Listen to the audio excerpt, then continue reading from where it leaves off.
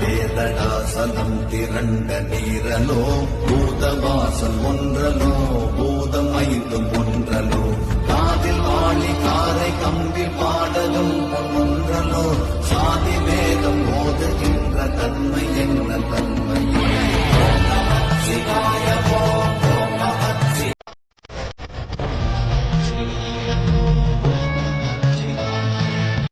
ஆண் பெண் என்பதுதானே சாதி.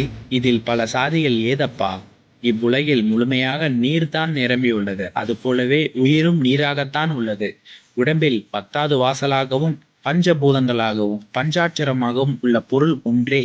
அது நகைகளில் காதுகளில் அணியும் தோடாகவும் மூக்கில் அணியும் மூக்குத்தியாகவும் கைகளில் அணியும் வளையல் போன்ற பல வகையாகவும் இருப்பது தங்கம் ஒன்றே. இதை அறியாமல் எல்லா உயிர்களும் இறைவனிடமிருந்து வந்ததை உணராமல் சாதி பேதம் பேசுகின்ற உங்களின் தன்மை என்ன தன்மையே என்று சிவவாக்கிர் சித்தர் விளக்குகிறார்.